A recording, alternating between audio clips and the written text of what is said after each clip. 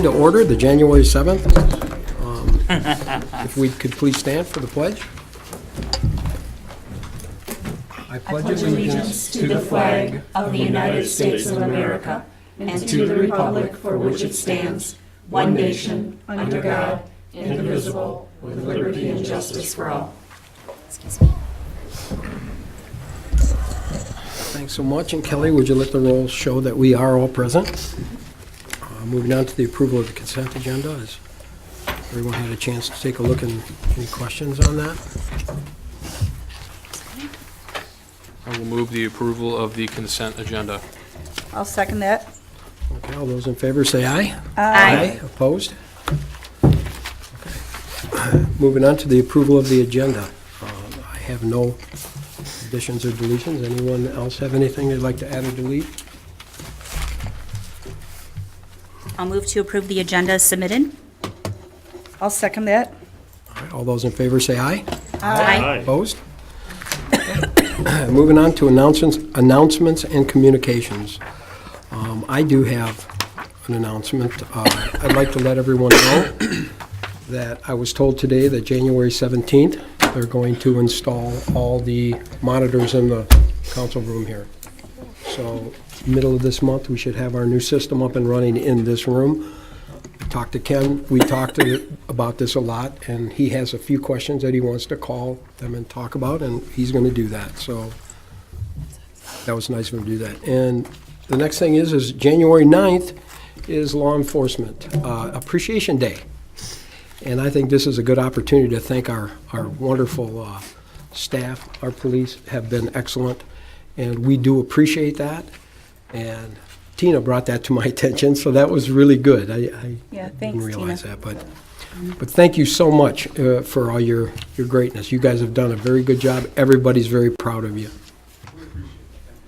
Thank you. Okay, any other announcements?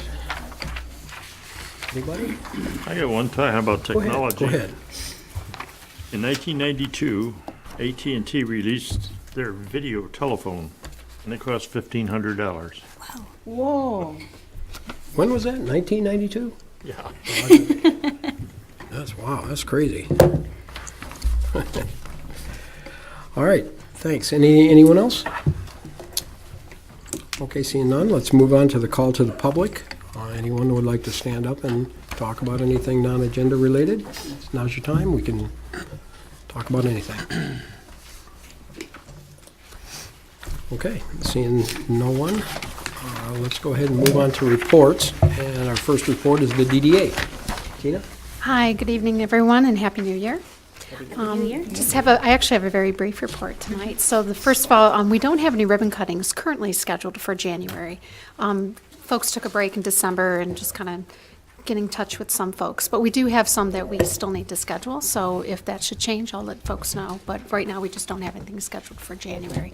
We typically don't do a lot of ribbon cuttings in the winter because the weather can be very questionable. So sometimes folks like to push that off. Or if we have new corporations, they like to wait till the spring when they have their landscaping done. So it makes for a nicer photograph. And then I just wanted to remind everyone, I did send a very detailed letter to the Township Board last week explaining where we are with the Township website. So I just wanted to briefly recap for everyone the schedule that we have this month. We are very close to going live. And so this week, actually, the site is going to be shared, our working site, we call it, with our department heads to get all of their detailed feedback on what they like and don't like and any minor changes we need to make. Catherine and I will do those updates next week. And then the following week, we'll share then with all of our boards and commissions so that we can get feedback from the folks who know the township best and our target date then, which is very good news that our monitors will be up and running by the February 4th meeting. So I'll be happy to introduce our new website to the Township Board and to the citizens at that meeting, and we can actually hopefully project it onto our new boards so everyone can see really good examples. So I'll go through a highlight of all of the pages and information that our citizens can find. And there's some really, really nice highlights to this. One of them is the citizens will have an opportunity to register either their email or their phone to receive text messages or email messages. So we'll work very hard to get as many people as we can to sign up for that, but it's called e-notify, and it's an opportunity for us to have another form of communication that we can reach out to the citizens to let them know what's going on in the township. Especially if there was like an emergency announcement or some special event coming up, whatever the information is. And that concludes my report. Wow, very nice. Great. Sounds like that's moving along. It is, yep. Any questions for Tina about the website, anyone? Okay. All right, moving on to fire. Chief, anything for us on the fire front? Good evening, all, and Happy New Year. Good evening, Ken. We did finish 2018 with 1,426 calls. Actually, for the first time in 5+ years I've been here, that was a decrease of about 90 runs from 2017, and we're good with that. As far as progress on our engine one, we did talk with Pierce today. We have a tentatively scheduled inspection date of January 24th, going to Wisconsin to do an inspection. And if everything goes well, then we expect to have delivery of that within 2 weeks. Could be 1 week, but I'd rather give it a little bit of time. So it may not be here for the February meeting. If we have it in town, we'll definitely bring it by for the February meeting. But that is the tentative date, 1/24. And then also the fire marshal vehicle, we got word that it should be here in the first week of February, and then that'll be going out for radio and detailing as well. And that concludes my report. Any questions? Okay, Ken, any questions? I appreciate, I just want to say I appreciate. Go ahead, please. Your guys' activity on Facebook. You put the right information out, you put great information out. You're not putting 50 things on it every day, but there's some steady activity, and I'm always interested in it. And I think a lot of people like to share it around too. It's good information for the public. I think the decals and the rendering of the truck coming out last week was pretty neat. Showing the progress, yeah. Just appreciate it. So. Yeah, it was something I was very nervous about when we looked at the whole Facebook thing, but the people that are running it for us on our department just do a phenomenal job. Yeah, I mean, I like to think there's more good than bad, but there are people who find a way to make even really good things really bad. So just take the good and stay positive like you guys do, and move on. So I'll share your comments. thanks. Thank you. Thanks a lot, Ken. Moving on, Sergeant?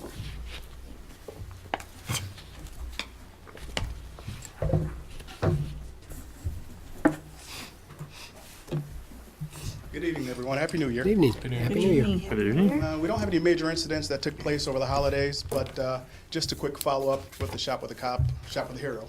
Oh, yeah. Good success. We had over 60 kids, and I believe they each got like $160. So we'd like to thank you all for your help in making this a successful event year after year. How wonderful is that? It was fun. And it was great. And we had dozens of heroes show up too, so it didn't take as long as it did last year. So we were in and out by 5. Perfect. Boy, how great is that? Yeah. 60 kids. We love that you do that. It's a lot of kids. Oh, yeah. But that's all for my report. Do you guys have any questions? Or Any questions? Oh, wonderful. all right. Fantastic. Thank you, Sergeant. Thanks. Planning Commission. Believe it or not, we had 0 meetings in the month of December. Really? No planning commissions. Wow. Nope. Boy, that's nice. So nothing to report. Okay, ZBA, anything? There was no meeting in December, and there will not be a meeting in January, but I've been assured that there will be a meeting in February, so that's really exciting. Great. Oh, that's good. Okay, moving on. Park Advisory Board. Robert, you got anything for us? Basically just the plan, which we'll get to later on the agenda. Okay. The only other item was getting back to the Atchison pathway paving, just looking for some direction as far as can we do something like, when we put out other paving bids, offer it as an addendum or something, or what do we want to do? Because it's been back and forth with, it's not likely to come in at a feasible cost by itself, so By itself or with somebody? so that's, Well, we bid it 3 times. Right. The cost came back close to $200,000 for a very short segment of pathway on the southeast section of the path. I was under the impression from the board that the project is somewhat tabled at this point, but okay, and if that's the case, I don't think For it now. was That's ever fine. I just- officially said that Right. we weren't going to pursue it, or if that's something you are interested in. that's It's where on, we're it's on just the radar, so I looking don't for think it'll go guidance, away. so. Okay. We appreciate that. Thank you. DPW, Bob, anything good to tell I us? do, John. Thank you.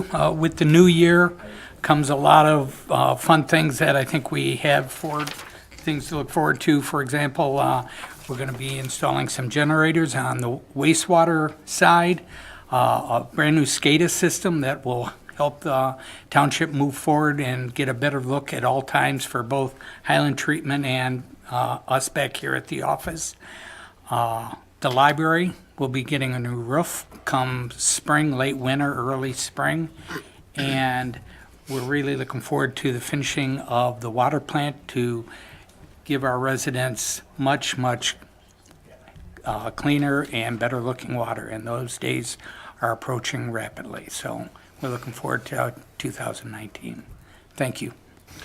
I had a quick Go ahead. question, John. I meant to email you this, Bob, and it's one of these things I think about when it's an odd time to try to contact you, but some of our lift stations are really close to the road, and I noticed some of them don't have bollards to kind of protect from road runoffs and things like that. We've Could looked at that. Okay, I was Yep. going to say, if that's something we could look at Yep, this year, it'd be nice absolutely, to Sean. kind of protect some of those facilities from an accident. Yep, So, okay, thanks.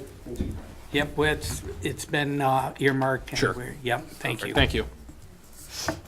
Okay, everybody good?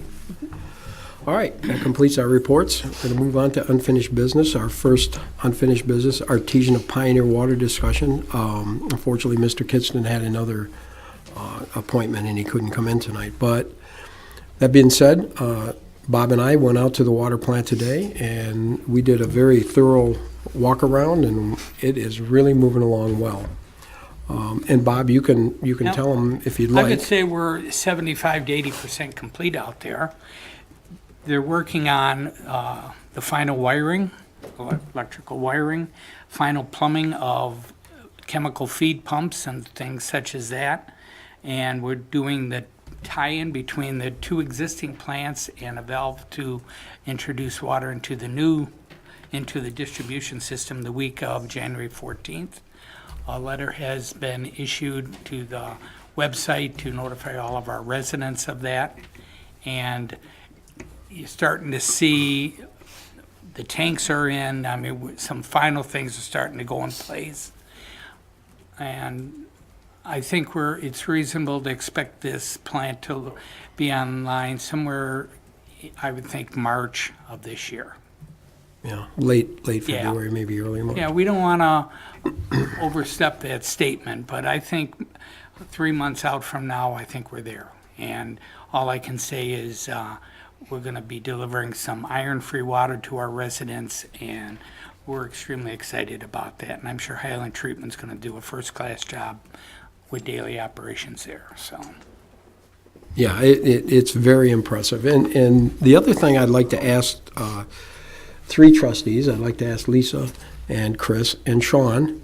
I talked to Ed in detail about maybe having a tour, him taking you guys out and kind of walking you through that. You know, I've been out there, John's sitting in a lot of meetings, so has Michelle and Patty, and you guys have been on the outside. I would love, he threw out some dates of maybe Thursday or Friday, anytime you guys were available. He could come out, and he'd love to take you out and basically walk you through the new plant and explain everything to you. And I think that would be wonderful. So I was offering that up to see if there's any of them dates would work for you. And, you know, naturally, only 3 of us could go. Sure. Because of the quorum. Right. So that's really up to you, and I don't know if you guys would be interested in Thursday or Friday, and morning, noon, night, he's ready. Anytime, he'll come up. I'd like to. He would love to do that, so. I'm pretty flexible. If it's after 3:30, I can I can meet most any of those days. Any of the 2 days work better? I mean, we got Thursday and Friday. I think that's the 10th and 11th. I'm thinking, That's 3:30 is a pretty good time for me too, I think. how about you, Chris? On a Thursday, and Thursday, that's the thing. Wait, this Thursday or Friday? Thursday works, or Friday morning, but Thursday's probably better. So Thursday. How about, is Thursday, that Thursday the Thursday? 10th. Is that good for you, Lise? Checking still. My other phone. I think Pretty so. sure- I'm pretty sure that works, yeah. Okay. So if I set this up, would you like to meet him here and drive over there, or you want to meet him at the plant at 3:30? Meet them over there. Okay. So you all know where the plant is, right? Everybody know where it's at? Okay. So 3:30 PM. I will go ahead and set that up tomorrow. And if something happens that you can't do, just let me know. Okay. He's very flexible and he wants to show it to you. Excellent, thank you. Okay? So that's great. I'm real happy about that. Okay, anything else? Any questions about the plants? Anybody? Oh, I was gonna ask, did we get for the tower, I know we're moving along, and I think we were supposed to get the pan, and we need, obviously, the weather to cooperate, but are we quite there yet? Okay. Yeah, he's not really pushing that to get here because of the We weather. can't put it in, because it'll Right. be, yeah, You okay. you have to have a pretty large area to put that, and we really don't want that to get sitting Sitting around, yeah, okay. And as much as we want that, nothing can prevent us from turning the plan on and running it. Right. With the existing towers we have. Right. So Yeah, no, even without Yeah. the capacity of the tower, we're we'll gonna be have fine for the producing winter twice the and water through the anyway, spring. so 3 we're- or 4 times. Yeah. Right, okay. And I don't know, has everyone seen the statement that we worked on and put out about the township water that we actually communicated? Have you taken a good look at that? It's a pretty good statement, and we worked as a team. We put that together and put it out. I thought it's really helped. A lot of people understand now and how things are going. Okay, any other questions?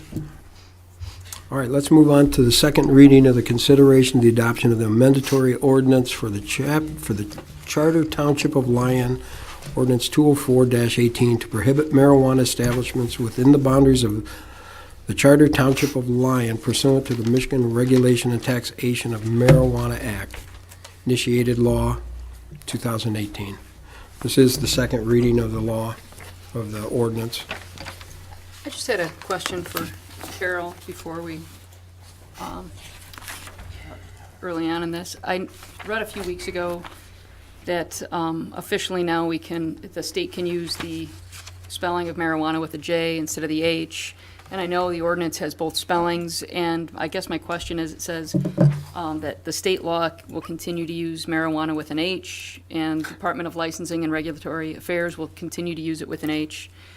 And I know we have the mixed use of it within our ordinance, and is that pretty standard that anytime we're referencing the state statute, we're using the H? Well, that's the exact name of the statute. Right. So, yes, so we are going to be using the H, and I don't know why it was spelled that way to begin with, but that's, both statutes Well, that use dates it back that to way. 1937 with the Marijuana Here comes Tax the Act. history, that's right. So, yeah, I I mean, just- we're using the exact title of the act. Okay, So- because I just noticed that what's on our agenda one item has an H, and our ordinance, it has a J. So I don't know if it really, We reused the ordinance from the last meeting, which had the J, so would you like me to change that before we? Oh, I see where. Yeah, we just moved yeah. it over for second Yes, reading, so I yeah. can change that when I Let's put it change it to through. an It's fine. H. I don't know if it really matters. It really doesn't matter, but let's change it to an H. H? I want to should be be- consistent on that. Yeah, I didn't see that. Well, Well, the whole act is with an H, not a J, and then Correct. our ordinance has the J in it for Right, this- so the we'll first one. change section 3. But here it Change is the spelling in section 3 on our agenda. That's what the she agenda, the agenda spelling, is right. Right. Okay, well, that sounds like we can I take just care didn't know of if it that. mattered. Okay, the agenda spelling is correct. Yeah, Okay. just do the one change in section 3 of the ordinance. Okay, I can do that. So I'll move to adopt ordinance number 204-18, known as the Charter Township of Lyon Prohibition of Marijuana Establishments Ordinance. I'll second. All right, all those in favor say aye. Aye. Opposed? All right, move that forward. All right, that's the last unfinished business. We'll move on to new business. And our first agenda item is the approval for Highland Treatment to continue to monitor our township wastewater system. The water system was approved already. This is the improvement of the wastewater system. And Highland Treatment has a very short, easy to understand. It's not even a contract. They don't work under a contract. They never have. But I would like, if you'd like to step up, Anthony, if there's any questions. Has everyone had a chance to read through his? Okay. So just so you know, Highland Treatment, I can't say enough about them. They work so hard to do the right thing, and they're amazing. And if you'd like to ask Anthony anything about what we have here, please feel free to talk to him about it. Anybody? I appreciate your hard work with the mess that Oakland County left us, our ticking time bomb. So that was real sweet of them to leave that mess for you to sort out. So I appreciate your hard work and your hard work, Bob. So I just want to I can't say it enough. I work every day with Anthony, and he is just, him and his father, they're amazing. And they're willing to go and do everything above and beyond. And I don't usually go on my soapbox, but he is a great person to have in the township. And he cares about the township. It's really nice to have him. Yeah, we're really blessed. He calls us back. He's so reachable and approachable, and we got lucky. That's all I got to And say. actually, we were going to do this last meeting, but he couldn't make it. And I said, well, you're not going to get away with that, because if there's anybody who wants to ask a question, I want you here to answer it. we better approve this before he raises his prices with all this discussion. So that's why he's here. So if you have any questions, go ahead and ask. If not, it's up for approving it. I would like him to do the monitoring wells also. Yes. So would I. We've had a long discussion about that, and he's gonna save us a lot of money on that also. I shouldn't say that, but it's true. Can I ask who is running the monitoring wells now? Wood. Used to be Formerly BC. AMEC from Huh? BCI. BCI. They've been doing them back when you guys first started the establishment, so Okay. they worked with the creation of the sand beds with Lyons wastewater, so. Well, what are they charging us? About 30,000. It's gonna charge us 10. That's why I'm saying. Yeah. Again, it's a Seems- bargain for the same services. Yeah. They have always treated us fair, very fair. So that's what's out there. Are you ready for a motion? I am. Unless anyone has any questions, I'd like to move forward. I'd like to make a motion to approve the request for the cost of the wastewater system with the monitoring wells for April 1st, 2019 through March 31st, 2020, in the amount of $10,949 per month, as stated in the November 19th letter 2018 from Highland Treatment. And that includes the monitoring wells. That it does. Yes. That's Yep. 10,000. Yep. Wastewater system with monitoring. I just wanted yes. to mention, Okay. yeah. Yes. I'll support that. All right. We have a motion. Any further discussion? Okay, all those in favor say aye. Aye. Opposed? Thank you, Thank Anthony. you. Thank you, John. Thank you for the great job you Thank you. do. Next month, February 9th, will be our 12th anniversary with you guys. Really? Oh, it's been a good one. I remember when your dad came and visited me. Thank you very much. All right, moving on to the consideration of the introduction of a conditional rezoning review for the Charter Township of Lyons Senior Independent Living. And I think this is a McKenna start here, that you can introduce this. Sure, Patrick. yeah. And again, this is basically a rezoning for a small portion of the property, and I believe it is a conditional rezoning that if the project doesn't go through, the site plan of the project does not go through, it does not get rezoned. Just so that everyone understands, this is just the rezoning part, nothing to do with the site plan. Okay, so go ahead, Patrick. Thank you. We have a review letter dated December 28th of 2018 to the Township Board on this conditional rezoning case.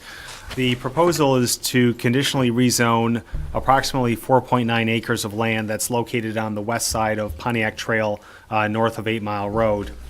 The subject parcel is 21-31-400-034, and the parcel is 17.9 acres in size, and it's currently vacant. The existing on the property is B2 Community Business on the eastern front part along Pontiac Trail. That's about 6.4 acres. And then the remainder on the western part is zoned RM2 multiple family residential, which is 11.5 acres. What the applicant is proposing is to rezone with conditions the western 4.9 acres of the B2 zoned area to RM. So currently it would expand the RM district of the parcel eastward, but it would retain 1.5 acres along Pontiac Trail as B2 district. So the proposal is to keep that B2 business zoning along the west side of Pontiac Trail. The conditional rezoning procedures are a little bit different than the standard typical rezoning procedures. There's still a public hearing, there's a recommendation by the Planning Commission, and then there's final action by the Township Board. The differences are that in a conditional rezoning, the applicant proposes conditions, and it's up to the applicant to determine which conditions to propose. And then the township can either accept or reject the conditions or provide recommendations for alternate conditions. And along with a conditional rezoning application, they're also required to submit a conditional rezoning agreement, which is a legal agreement, and also a conditional rezoning plan, which is a layout plan showing the area that's proposed to be rezoned. At the meeting of the Planning Commission on November 26, 2018, the Planning Commission held a public hearing on the conditional rezoning, and there were several comments from the public, which included some of the following comments and concerns. First, there was a comment about a concern with the emergency response times from a fire station to the subject site. Another concern was the proximity of future buildings and parking to the northern lot line and adjacent neighbors in that single-family residential neighborhood. During the meeting where that discussion was held, we did look through some of the standards of the zoning ordinance, specifically the landscape standards. And in Article 15, it requires that lots and parcels in an RM zoning district must be screened on all sides with a landscape berm, green belt, or wall.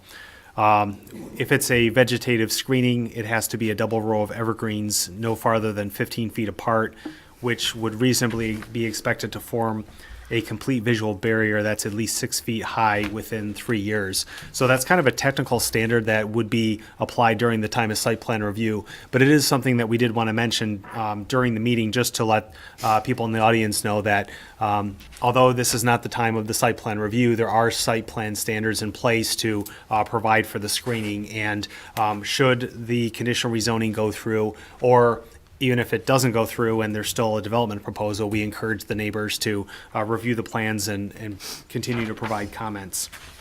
And then the third concern that was mentioned by the public was the density of the proposed senior housing facility.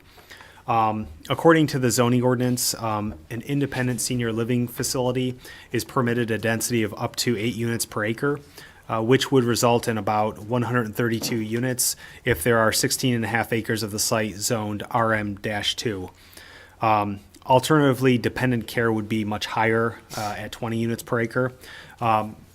But we did make clear that the conditional rezoning is just for rezoning of property. It would not increase the density. It would allow for more units should it be rezoned, because with more acres zoned RM2, there's additional units. But that density would not be permitted to exceed the 8 units per acre.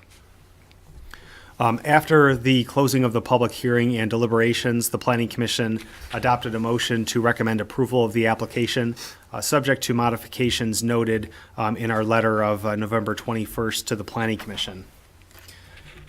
The next part is relating to the conditional rezoning agreement and the conditional rezoning plan. The conditional rezoning application includes a conditional rezoning agreement, and it includes conditions for a number of different things, not many of which are above and beyond the normal rezoning standards. There are things such as preserving wetlands on the site, keeping about 3.5 acres of the southern portion as undeveloped space, using dark sky friendly light fixtures. There are a couple items where it does go above and beyond the zoning ordinance standards. For example, one of the conditions in the agreement states that regularly scheduled delivery and service operations will be limited to normal business hours of 7 a.m. to 9 p.m.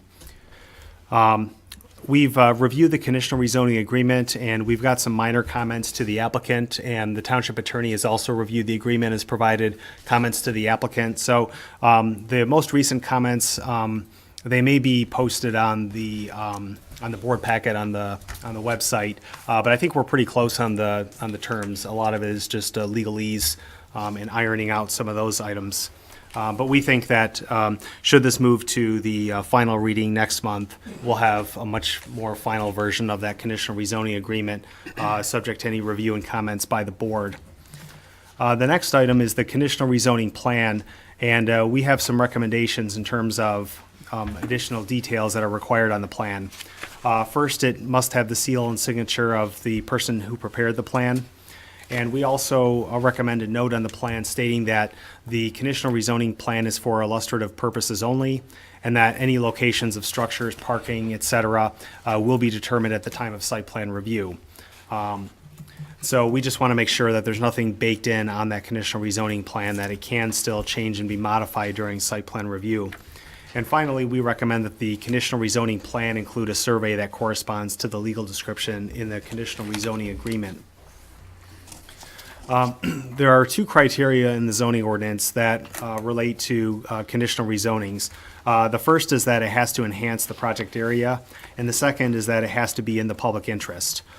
Based on reviewing the surrounding area, some of the potential benefits of the RM district or the RM2 district, and some of the provisions in the zoning ordinance that would protect it, namely the landscaping buffer and the conditional rezoning agreement of keeping some of the area open, we find that the project area will be enhanced and it will be in the public interest in meeting those general standards.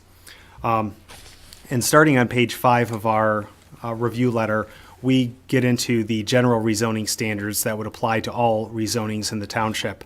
It is in section 9.03E, and there are 9 standards that we did go through and review. And I won't go through each one of them, but I can definitely go back if there's any questions or comments. But we found, based on our review of those, that all 9 of those standards have been met. And so our recommendation to the Planning Commission and to the board is that the conditional rezoning application be approved, or in this case, that it be moved to the final reading. Subject to 3 conditions. The first, that the seal and signature of the preparer be included on the conditional rezoning plan. The second, that the conditional rezoning plan include a note that the plan is for illustrative purposes only, and that the locations of structures, parking, landscaping, screening, lighting, access utilities, and stormwater will be determined at the time of site plan review. And third, that the conditional rezoning plan include a survey that corresponds to the legal description of the conditional rezoning agreement. The very last thing that I do want to state is that what's ultimately proposed on the plan is for the structure to be 3 stories, but still be 35 feet, which is the maximum height for senior housing in the RM2 district. However, the RM2 district has a cap of 2 stories. And 35 feet. The applicants plan to meet the 35-foot requirement, but are proposing 3 stories. The Planning Commission is currently considering a text amendment to the zoning ordinance that would increase the height of senior housing only from 2 stories to 3 stories and preserve that cap of 35 feet in height. There will be a public hearing on the 14th of January, next Monday. The outcome of that text amendment is still unknown, based on the recommendation of the Planning Commission. So should that move forward, it's possible that the text amendment could be adopted prior to site plan review. However, if the text amendment is not adopted and the maximum of 2 stories is retained. The applicant has put in their application that they can still build it at 2 stories and 35 feet high. But at that point, it would be up to the applicant to either redesign it or to seek a variance. So in that part, I'm just speculating in terms of the possibility of a text amendment and whether the applicant may seek a variance or whether they would design it at 2 stories. But that is something that is concurrently being reviewed by the Planning Commission that I wanted to include. It's in our report, and I just wanted to mention it verbally also. So with that, I'll be happy to take any questions. Okay, Patrick, thank you very much. That was very thorough. Well, anyone have any questions for Patrick? Yeah, just one of your general rezoning review considerations, item number 1.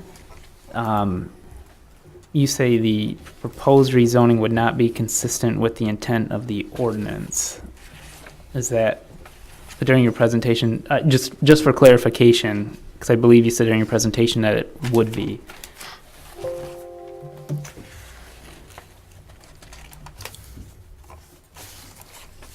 Oh, I think that meant to be, would not be inconsistent.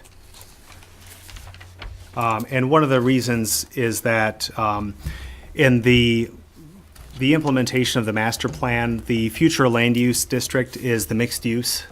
And at that time, when the master plan was written, there was no mixed use zoning district. So the zoning district that would go along with it was not necessarily mixed use. After the master plan was adopted, then the mixed use district was created. So in that sense, it would not be inconsistent with the intent of the zoning ordinance by having it RM2 instead of the mixed use district. But that's a good point, and I'll make sure that that gets changed in our letter. Any other questions for? Go I have a ahead. question.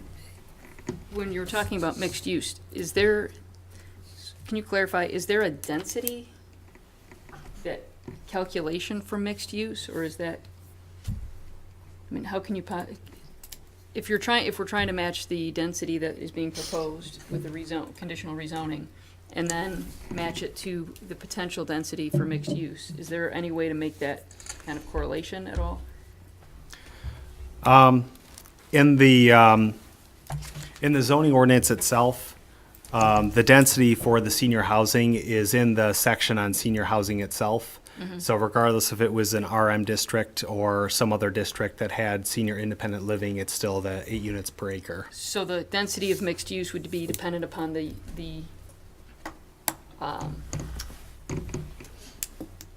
item that's going to be in that mixed use. That's correct. Okay. As it relates to the senior independent living. Now, in terms of other uses, like commercial uses, things like that, there's the density setbacks. But in terms of the housing types of uses for senior housing. So it just depends on the product. Correct. Okay. And then can a detention basin or retention basin be on a parcel that is zoned differently than what it's for? So for instance, if it's currently RM2, can its detention basin be on B2? I don't think there's anything in the ordinance that would prohibit that. I have seen another. I'm sorry to jump in, but this goes back to a case when Meyer was proposed and the ZBA made a determination they could not. That's what I remember That's my that. recollection. Well, anyway. wasn't that because it was residential? Well, it was a different zoning It was district. commercial trying to use residential Right. to squeeze their site plan in. This is the opposite of that. This is residential Right. trying to take, I don't know. But that's the only 'Cause, case I yeah. recall where that came Right. up. So like to go back to what Sean said, I didn't know, since this is the reverse, if the ZBA's determination was one way or the other, or both. I'm not sure. Okay. So we don't know. Do we know that why the 35-foot height limit is in our ordinance? Is that something that perhaps should be looked at? Because I think, I'm under the impression that it was done primarily for fire. In many cases, a 35-foot height or something like it is related to fire in terms of being able to get to the Right. very top of the building. But when that was written, there was no sprinkled buildings and the likes of which, kind of a, I'm just asking, in this case, if they're happy with 35 feet, but someday, if we get something higher, we can't have it because of our ordinance. Yeah, that's possible. In talking with the applicant, and I think on their application, they stated that they would like 3 stories and still be able to make the 35-foot height. Because if, Seem like it. pardon? It would seem like it. Yeah. Yeah, so the purpose of the text amendment that I had mentioned was the overall height of a building in number of feet wouldn't change, just however many stories. I was just curious where the 35-foot came from, and if it's still something, the only thing we're working with. But it's not pertinent at this point. Any other questions for Patrick? No one? I guess Okay. the way I look at this is, the acreage is here, we knew what the use is gonna be. We did. I think that rather than this all being commercial, senior living's a pretty good use of this property still in my mind. That's low impact, low traffic.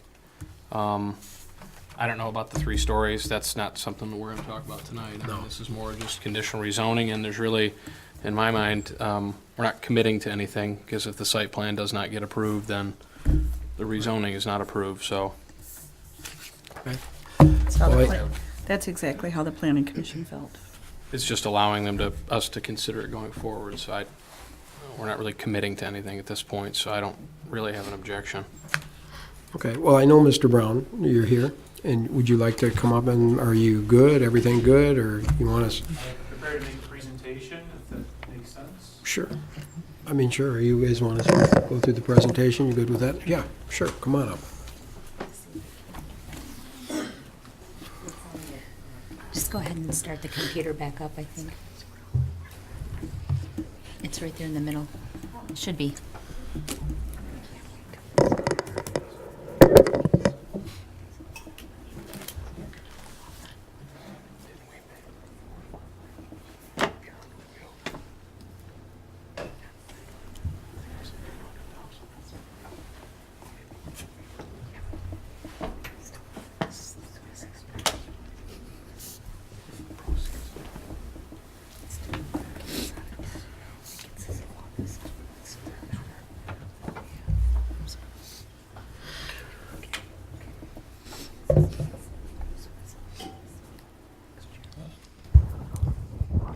Well, thank you, Supervisor Dolan, members of the board, for allowing me to present to you tonight. My name is Kevin Brown. I'm with Pearl Developers. We're located at 800 West St. Clair Avenue in the city of Cleveland, in Ohio. I'm here to talk about the Lyons Senior Living Project, and I believe you probably got a copy of the presentation. Hopefully you have it in front of you so you can turn back and forth as I go through it, but I'll make some remarks and be available to answer any questions afterwards as well. Sorry, I'm going to have to jump back and forth to advance the slide here.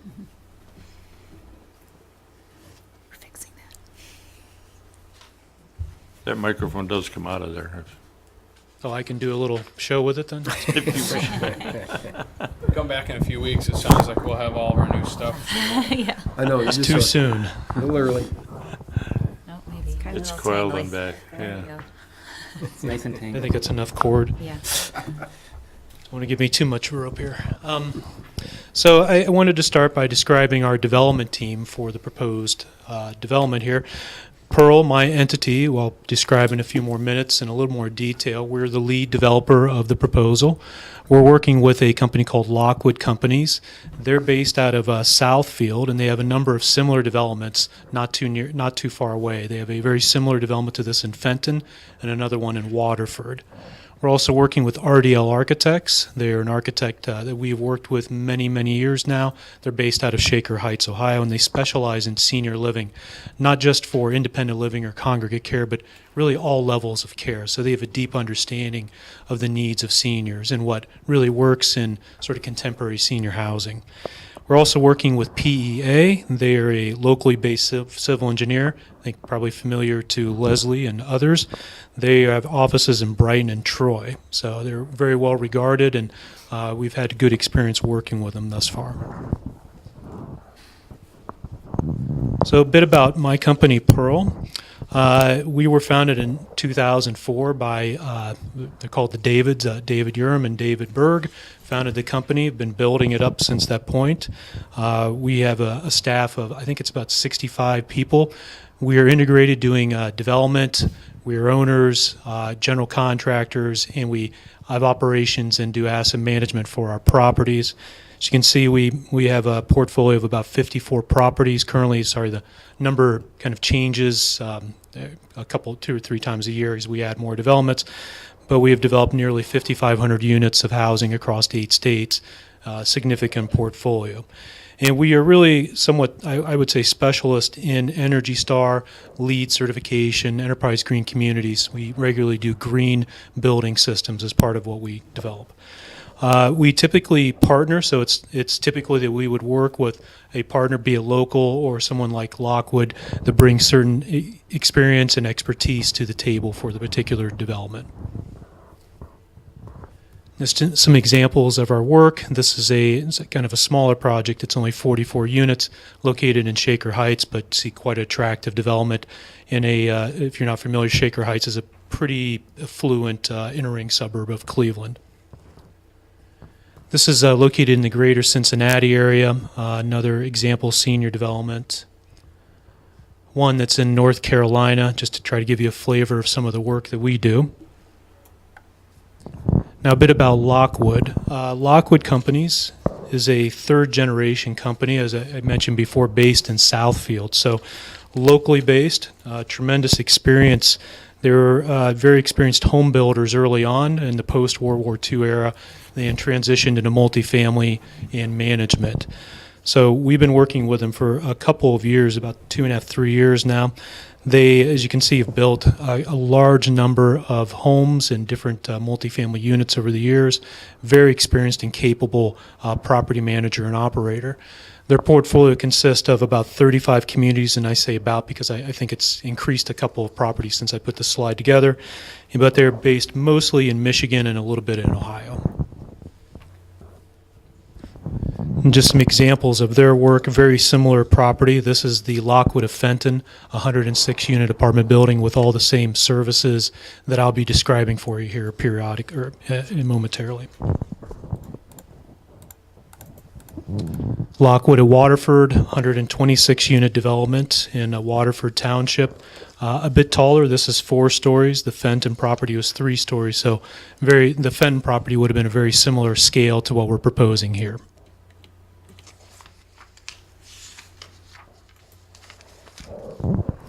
So Lockwood is very highly regarded. Here's just a picture where they were the Business of the Year in 2016 in Waterford. So had been in this development for 15 years at that point. So they've been up and operating in these buildings for quite some time, and they still look very good, brand new, and they would be open and available if you felt the need to tour them or take a look at them.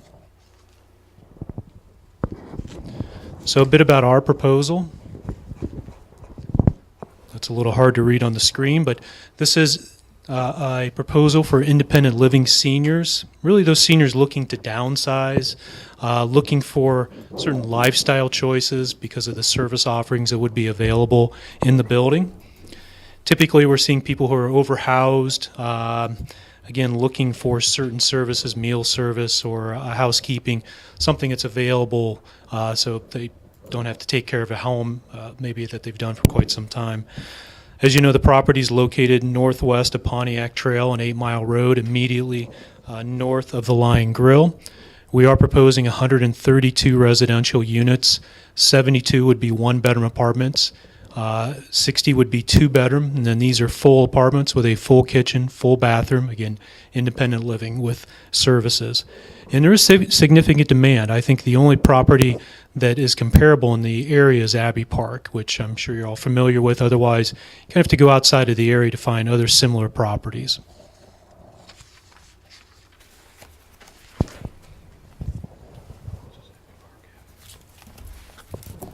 So this is a list of the services, and really the services are what sets this type of product apart from other senior apartment buildings. It's a high level of services, and even at the base level, I'll call it for right now, we will have a full-time activities director, a full-time concierge. That person will help with people who have sort of looking around or visitors that are coming that need sort of orientation to the building or help getting around the building. We'll be offering a shuttle bus with transportation and prearranged trips for shopping, for doctor's appointments.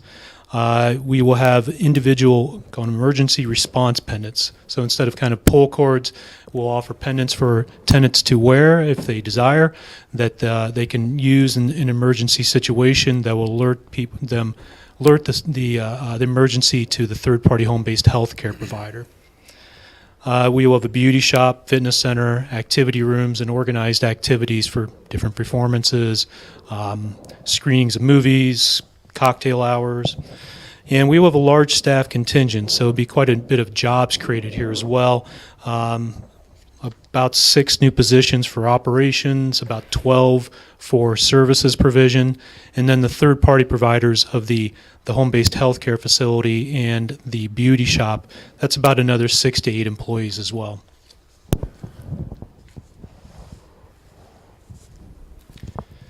So on-site, in addition to those services listed previously, we will have a third-party home-based healthcare provider. So my company wouldn't be providing the home-based healthcare services or any healthcare services, but we will provide the space within the building for those services to take place. So this is a great benefit for those tenants who, they're not looking to move on to a higher level of care, but they want that extra protection within the building in case there's an emergency. And as part of that arrangement, the tenant or that home-based healthcare provider will have to be on site 24 hours a day, providing or made available for emergency situations. Now, they won't take the place of the emergency services, but they would respond first to an emergency call. So if someone has fallen down or it's an accidental sort of emergency call, we will intercept that before it goes out to emergency services, so that we're trying to cut down on unnecessary emergency calls that go out to your fire and emergency services. Now, I've dubbed these the a la carte services, but this is where we're going above and beyond the basic level of services, and this is for meal service, housekeeping, linen, and laundry services. So again, providing lifestyle choices for those seniors who want, they don't want to cook or they don't want to take care of their house anymore, providing those on site and available for those tenants. Allows people to age in place longer, and really we're responding to the market demand right now.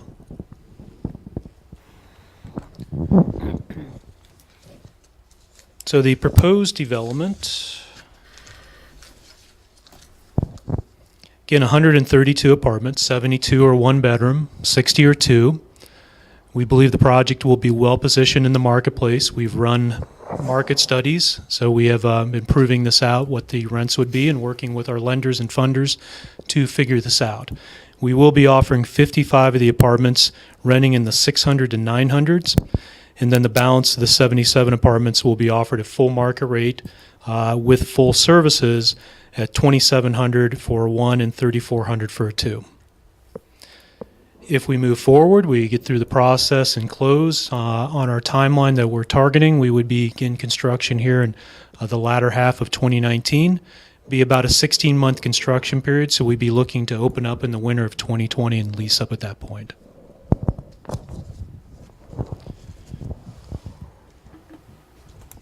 I know this is all familiar to you, but just a bit of the context. And one of the reasons, or really the reasons why we like this location, it offered a lot of amenities that are really complementary to what the seniors are looking for.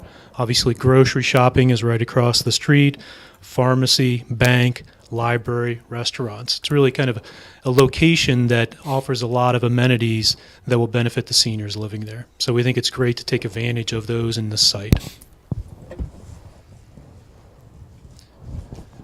So this is the conceptual site plan that was submitted at the time of our application for the conditional rezoning. And as Mr. Sloan stated, this is for illustrative purposes at this point. We will be going through a full process to design the site more thoroughly once we get through the conditional rezoning process. excuse me. But as you can see, even on this site plan, as conceptual and basic as it is, we are maintaining the wetlands along the western portion of the site. Those have been delineated.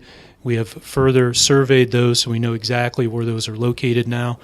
We're looking at generous setbacks along the northern property line. We do have some things to contend with, though, as well. Certainly the gas pipeline that bisects the site is a major impediment, something that we're working to overcome and trying to work with appropriately. So we have reached out to Consumers Energy, have started the process with them for their approvals. It's a bit of a long process, but we're trying to start going down that road now. We are maintaining the front of the area along Pontiac Trail as a commercial area, as was noted earlier. We have no idea who that parcel may be sold to or what use that may be in the future, but our goal is that it would only be sold to someone that would be providing a complementary use to what we're proposing in the senior housing. The stormwater detention area is going to be quite large. We're projecting it to be about 1.5 acres of area for the stormwater detention. That will be designed out as we go through the site plan process. So we'll see where that goes.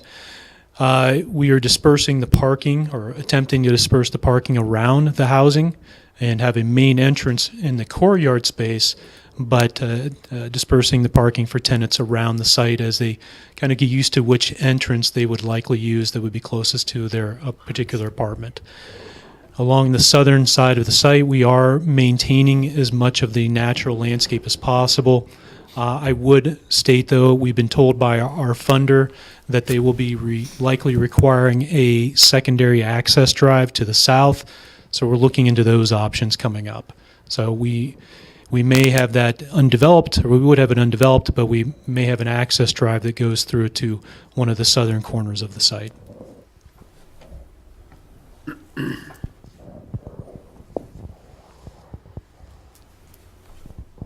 Again, just some notes on the site plan. As you can see, it was entered from, the main entrance would be from Pontiac Trail.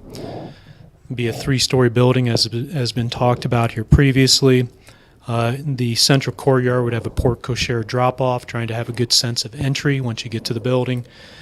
We would look to maintain generous setbacks and the natural features of the site. And we're looking to provide 1 parking space per unit plus another 50 spaces for visitors and staff. And again, maintaining the 1.5 acre commercial property along Pontiac Trail.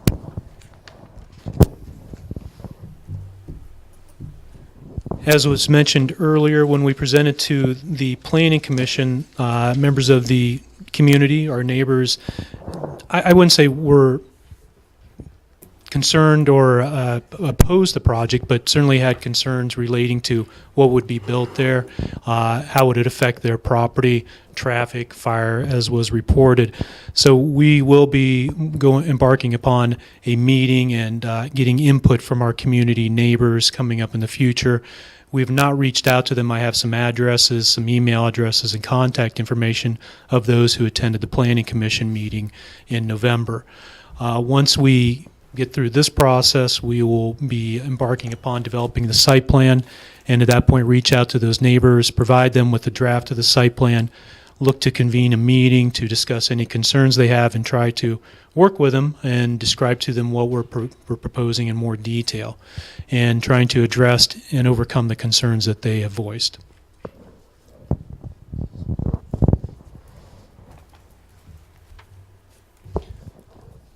So again, our conditional rezoning request is really simply rezoning a portion of the property from B2 to RM. I would dub this a pretty minor request, frankly, since most of the property is already zoned RM, and only less than 6 acres is zoned as about 6.5 acres is zoned as commercial. And as was previously stated, this would be a conditional rezoning, so we would still have to go through a full site plan process to receive the entitlements necessary to move forward with the proposed development.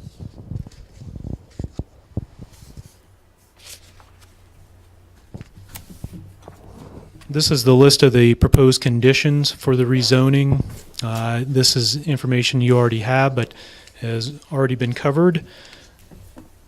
And again, we are looking to go along with what's necessarily required, with a few places where we be going above and beyond the minimum zoning requirements. It's kind of hard to come up with a list of conditions for a non-noxious use, let's say. I mean, this is simply an apartment building for seniors, so it's not really something that has a lot of controversial aspects of it. You know, it's not like we're putting a commercial use in a residential area per se.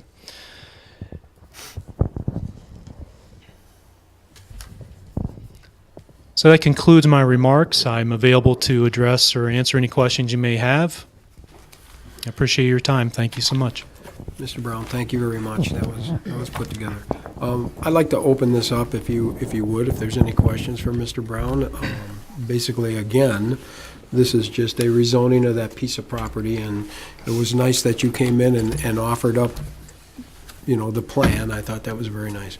But if there's any questions, please feel free to go ahead and ask. I was going to ask, it looks like the buffer between maybe, like, say, the curb and either your parking area, and I don't want to get bogged down in the site plan details, but the site plan is included. Looks like there's roughly 50 feet from the edge of the property line to most of your hard surfaces on the north and west side, and those are the sides that are most, maybe, I guess the north is maybe most impacted. The site appears to be, fairly wooded on the west side and on the south side, so I guess I would just suggest is you move ahead in this process. If there's any way to squeeze this thing 10 or 20 feet further south and east to preserve more of those trees and give you more opportunity to berm and screen, your neighbors. Obviously, you're not going to screen a multi-story building completely, but, I would just say to potentially look at doing that as a suggestion. I know you don't have a ton of options, but 10 or 20 feet may save dozens of trees that are mature that are going to do a lot to help buffer you. And I think, again, that'll come up in the site plan reviews. Right. And, Because he gave us a site plan, I just wanted to say that really quickly because And then that's very conceptual right now. It sounds like Right. you're going to be moving that around quite a bit. And, but again, we're up for the rezoning, and that's the questions.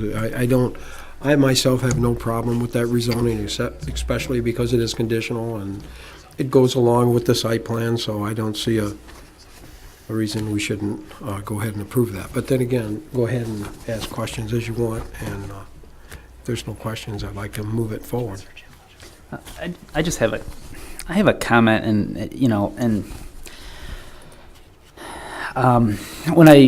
the product that you have shown is definitely needed in the township. The one in Fenton, I like the look of it. I know the story thing is going to come up later, 2 versus 3 stories. What really drew me to this was the potential for the lower rental rates that would be offered as part of this too, which is definitely needed out here with prices going up. I guess this isn't even really I guess it's more of a general statement. We all were up here a few months ago when this property was owned by the township, and we had received 2 offers on the parcel, and we basically sold it to your development company, which is fine, which we all approved. And you as a buyer looked at this property, knew the zoning on it, researched it, saw the wetlands, the pipeline easement, all this, and did your due diligence and figured, okay, 8 units per acre on, the multifamily zoning, which yielded about 92 lots, and you gave your I guess you gave your offer to the township for consideration, and we accepted it. So now with this conditional rezoning, it brings your unit number from 92 up to 132 units, which is a 43% increase, and I guess my uncomfortableness or hesitation was I kind of feel a little bit remorse that if we had done this in the opposite order and looked at a rezone, it would have made the property more marketable, which would have helped the taxpayers and the township from getting a better price for the parcel. Instead, we're kind of looking at a situation where you're getting more units and increasing your profitability on the site. So that's just a statement that I said. I don't really have anything against the product or anything. It was just going through this whole process. It just, I don't know. I kind of feel like we lost out on a little bit of potential on our side. Okay. I have a couple questions. I guess first of all, I guess I still have the question regarding the ZBA determination, and so I don't know if we can get either Carol or our planning consultants to look at the ZBA determination was on May 19th of 2008, and I just was curious, can the detention basin, now this would have, or can the detention basin go on a different zoned parcel, and this, we would have a second reading of this, is that correct? Yeah. So I was just hoping to have an answer, because that leads my question to, are you seeking to rezone this so that you can increase your density of your product, or are you seeking to rezone this so that you can fit your detention basin on it? I guess both, really. It was our understanding that the detention basin needed to be located on the site that was zoned the same as the residential. That's how we approach this.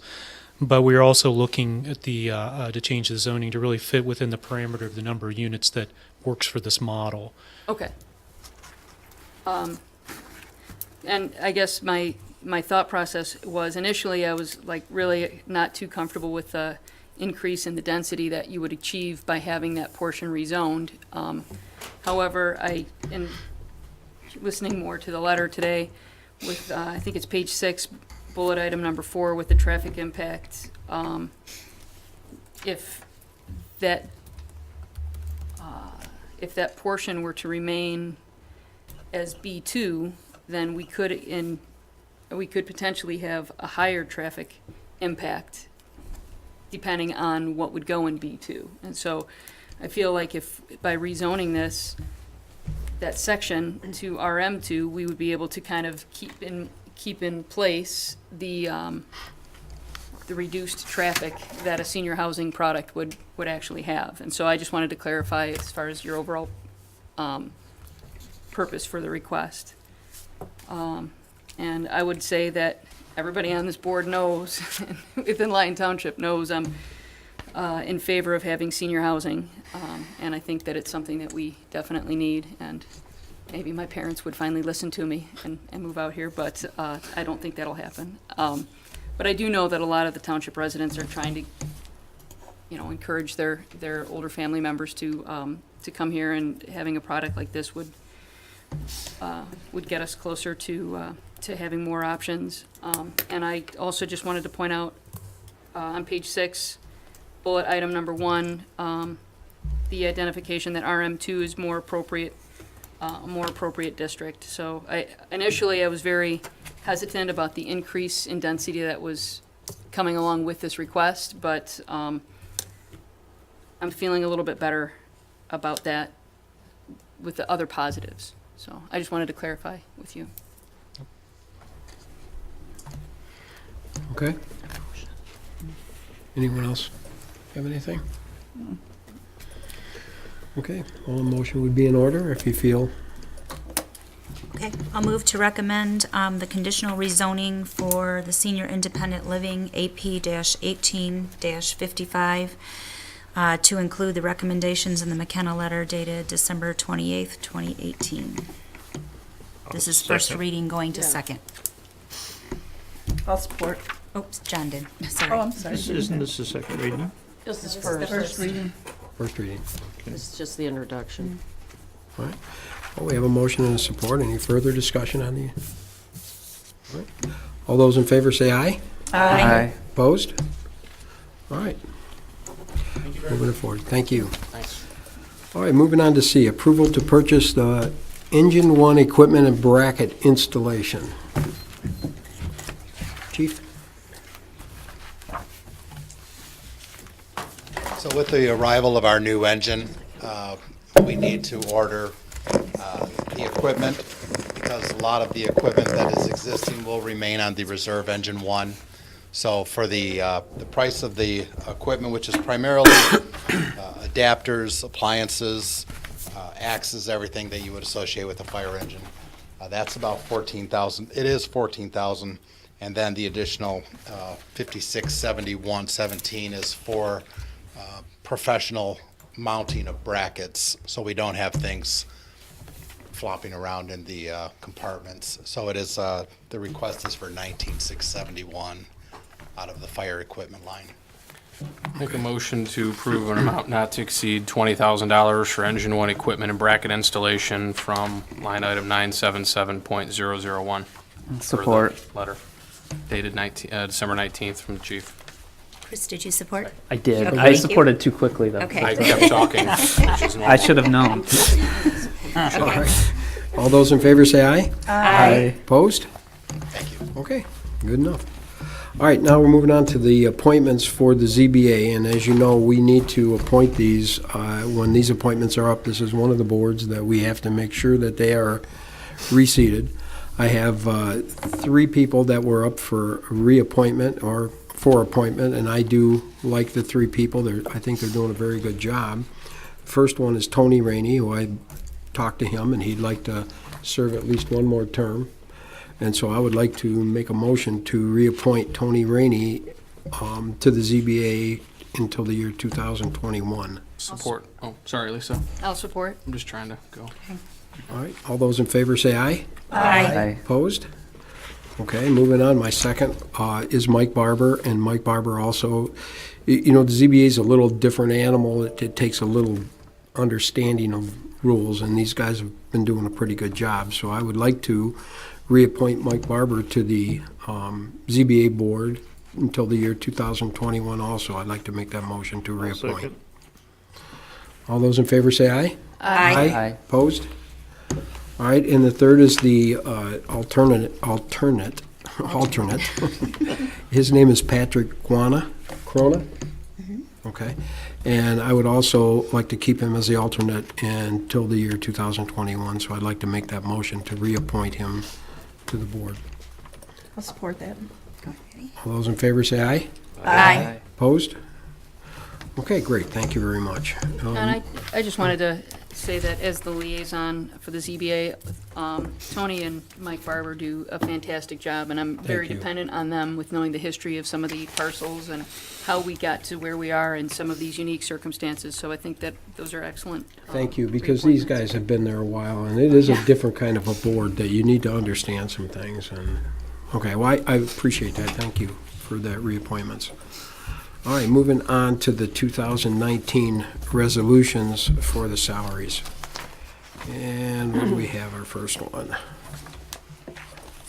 First one is me, the supervisor, oh boy, okay. I'll move to approve resolution 2019-01 to establish the salary for the township supervisor.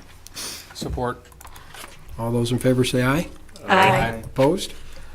Okay, moving on to the, what do we got the next one? Let's go to the clerk. Nope, Patty's the next one. Okay, well, we'll go to Patty. Go to the treasurer. I'll move to approve resolution 2019-02 to establish the salary for the township treasurer. Support. All those in favor say aye. Aye. Opposed? All right, moving on to the clerk. I'll make the motion to approve the resolution establishing the township clerk's salary at $77,625. Support. I should have said that. Okay, all those in favor say aye. Aye. Opposed? Okay, moving on to the trustees. I'll make a motion to approve resolution 2019-04 in the amount of $6,252 per trustee. I'll support. All those in favor say aye. Aye. Opposed? All right, that's good, we're moving on.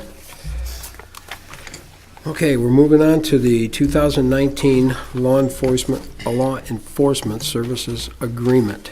And this is a resolution for keeping our Oakland County sheriffs.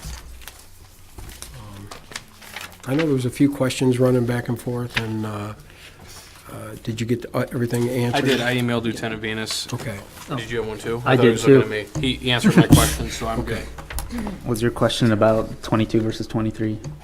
We added the sergeant. Right. Yes. Yeah, just making That sure, was- because yeah. our budget had 23 in the contract had 22, so. A sergeant was added to the detective Yep. bureau is what he told me. Yeah, that Yeah, was the so question I had. I think Perfect. That's Yep. exactly That was the the way I gap. like to take care of No, that. that- Thank you very much. I just want to make sure it's in the contract. Yeah. Very good. I like the way you took care of that. Okay, so then a motion would be in order to go ahead and approve that, so, the resolution. I'll make a motion to approve resolution 2019-05. I'll support. All those in favor say aye. Aye. Opposed? Okay, moving on. Okay, now the adoption of the Parks and Recreation Master Plan, Resolution 2019-06. You want to start that up, Patrick? Sure. Thank you.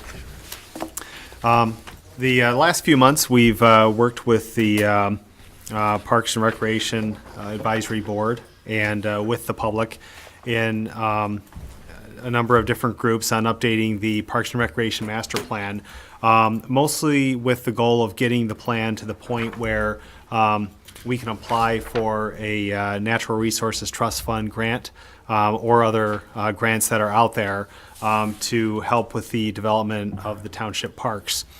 And so in addition to some of the goals and objectives, there are some updates to the plan with updated graphics, new demographic numbers, new maps, modifying the budget numbers to reflect the current budget year, updating the inventory of the parks. And along the way, we've had public engagement on a number of occasions. There was a visioning session for the 11-Mile Road Park on June 5th. There was a roundtable with residents of Abbey Park on November 14th. There was a telephone interview with the Disability Network of Michigan to look beyond some of those physical limitations and to include all forms of handicaps in the plan. And then also, there was a public hearing on December 18th. And the goals and objectives of the plan have been modified to be more actionable and more action-oriented, so they've been streamlined to that end. We've also included the concerns that were heard at the public engagement sessions. And in the action plan, instead of having the former table, what we have are indications of what a successful goal would look like. And this is intended to be used for a future grant application to the state of Michigan for hopefully funding of 11-Mile Road Park. And when we applied for that grant a couple of years ago, the state gave us back some really good feedback in terms of what the state saw as deficiencies in a grant application. So a big part of amending the plan is not necessarily to tailor it just to what the state told us, but to take into consideration some of those broad things that the state mentioned of wanting to see in a plan and taking that to heart, and in doing so, reaching out to a number of different groups to help with the development of the plan. And then the last thing that I do want to mention is we were recently informed by Trustee Enlow that in his review of the plan, there were some typos and some data items that were incorrect. And so when we got that, we've been in the process of making those updates. Nothing that would really change the outcome of the goals and objectives, but they are data items that we are in the process of updating, most of which we have done in the last day or so, but we're going to work on some of those final changes as well, just to make sure that everything is correct. So with that, I'll be happy to take any questions or comments. Okay. I think a lot of the corrections were mostly inventory, right? Oh, yeah, absolutely. You know? It was some Yeah, minor so- inventory stuff and just Yeah. table references, nothing Yeah. that would significantly impact anything. It So was, there it was a shouldn't be any very problems. good plan. Yeah. Yeah, I appreciate it. Yeah, so that was great. I'm glad you looked through that and you found that stuff, because, it makes a difference. Yeah. Any questions? I wanted to just make one comment on partnerships. I think the SLJL should be entered in as a partnership. They have spent considerable dollars over the years in partnering with us on our facilities and helping with maintenance, especially in Ball Diamond. So I see SLARs in there, and there are other, talk about neighboring communities and other volunteer groups. So I think we should acknowledge the junior league's efforts and contributions that have been ongoing. Okay, we'll include that. Thanks. Anything else? I just had a question, and I don't, it's on page 22, where the new Hudson Town Center Park is referenced. And it mentions potentially having an amphitheater, and I just didn't know if that was left in there before we discussed an amphitheater in the 11 Mile Park, or is that something that that the Park Advisory Board was considering having another amphitheater? That was before. Oh, okay. Like, that's the park we had been working on. That's what I thought. It was It kind of was, intended for that. If we could ever get DTE to answer us. I know. That was It took where them a we year were- to pick up a we dead thought it tree, would be but, actually a great area, because you're right by the trail. Trailhead's right next to that parcel. We could use and share ample parking, maybe from the shopping center. People could walk there from the shopping center, walk to McDonald's or any of those restaurants over there. We really thought it was like, and it abuts the church property. So I mean, that's is at the that- time, before we started on Right. this park, that's where we were hoping to have the amphitheater. so is that something that we take off of that page 22? I was thinking, why not leave it in, just in I case? didn't know. That was just my question, and I didn't have I background think on it'd it. be a nice thing to leave in, just Well, in if we case. can ever anybody- accomplish that, Right. it wouldn't be bad to It have can't two hurt spots. to have two, No. but I didn't know what the goal was. And I think that's still part of the vision plan for the DDA, and that hasn't changed. Okay. So, Yeah, we didn't specifically change that, but also, I mean, the amphitheater for 11 Mile is in the last phase, so who knows? Right. By then, maybe DTE answers, and maybe we decide it's a more suitable site, so. If we ever got that property, I think that would be the ideal place Yes. for the amphitheater. I do too. Oh, yeah. I mean, You think about it, if we ever had the opportunity that we could close the roads too, you could have a great festival in the Right. streets with all the food trucks. If you close the roads between the two roundabouts, because they'd have that, when we Right. finish the roundabout, you could close that down, and then people could go into the amphitheater to see a movie or concerts, or, it could be really a great thing for the downtown area. oh, I agree. I just, like I Plus- said, I wasn't sure if that was, like, if it got moved, if it's both, and I just needed clarification. And then I also like that you guys kept the movies in the park still in the plan, that maybe we can revisit that in the future. I And mean, again, like Patty said, that's Dead. if we got that location and that kind of Great. facility, it's not dead, it's going to if come you back. have that kind of traffic, Oh, it could be wait. a viable program. Right. It's- So I'm still holding on hope that we'll get that back.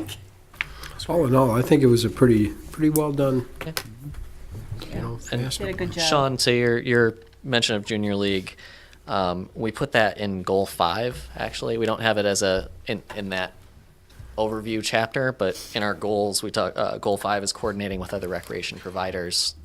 Yeah, And I- we list Junior League, Plant Panthers, and I haven't checked the latest update, but we also asked to include the other sports groups as well. I there, guess but- I think, though, that they're a partner, though. They're not just a future, I mean, anyone who gives us tens of thousands of dollars for projects and continues to help us with maintenance is a partner. And I think they should be acknowledged as such. And if the Panthers give us that kind of support, then they should be, acknowledged as well. I don't see a problem whatsoever acknowledging them in the master. I don't see it at all. They have been a really, really big partner. And I appreciate the township supporting them as well. I mean, we've been Well, it is a partner. It's a two-way street. I It's mean, a we've true been partnership. really doing our job to support them as well, so, yeah. So that being said, is everyone happy and we can go ahead and adopt this master plan? Just they want to approve a grant, or they want to get the grant. Yeah. that'd be perfect. I appreciate you guys contacting the Disability Network of Michigan too in this process, because I think that's sometimes overlooked, but it can't be. And I'm glad they were contacted. So. Brian is also still trying to arrange a meeting with some parents from South Lyon through the, what is it? It's not the Center for Active Adults, it's the other piece of that. Okay. I can't To think get of some the more terms, input and, okay, good. Good idea. Good job. I'll make a motion to adopt the Parks and Rec Master Plan Resolution 2019-06. I'll support. All those in favor say aye. Aye. Opposed? All right, there we go. Good job, We're on our Robert. way. Thank you. Thanks. Good job. Thank you, guys. All right, moving on to the resolution 21907, adopting the amended utility fee schedule. And I know this one, again, I had some conversation on the emails. Are you happy with everything so far? I know you were emailing a little bit back and forth, and Me? Yeah, it was a It simple was- thing that I brought up with okay. Leslie, and it was just a reference that needed to Okay. be cleaned up, and we're good. Yep. Yeah. Now I'm And I- unhappy. you aren't? Yeah. Oh, I would okay. answer. And I agree with that. I agree with the email, actually, but I'd like to give it some time. And that, you know what I'm saying? Oh, yeah, I meant the reference to County. or entity that's not involved any Got longer. Just needed it, to got it, come got out. it. Yep, got And, it. yeah. Okay. In talking to Go ahead. Leslie, though, we noticed when we put these together that nowhere does it have the total REU cost. And so I would like to amend this resolution to Okay. add a new number 1. And the new number 1 will read, for 2019, the township will collect the total sum of $14,422.81 for each REU sold. And then 1, 2, 3, 4 will be renumbered. Okay. Everyone understand that? Okay. It don't matter. So we can approve this with that, and then you can go ahead and change that? yeah. Okay. Okay. Leslie, you have anything to add? No, just to clarify though, the only proposed increase is the portion to Lyon wastewater per the resolution. There's no proposed increases to the water connection fee or the township's portion of the sewer or the quarterly rates for either. Could you say that again louder? So everybody can hear that? No, just, that there's no Rates, increase. No yeah. rate increase, yeah. Just want to say it over and over again. For the township portion? Right. For the Who cares township about the new portion. connections? Yeah, that's They're correct. not gonna Exactly. pay that, it's a Well, quarterly bill. In the quarterly bills. Right, Okay. yes, So it looks like we need a motion to approve this. that was good. I'll move to approve Resolution 2019-07.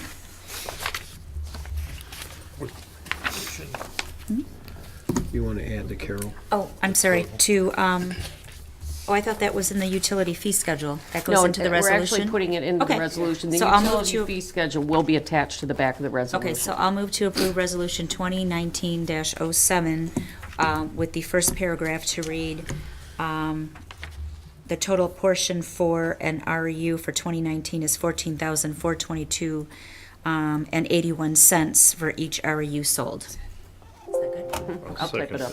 Okay. So that's 07, not 08? 2019.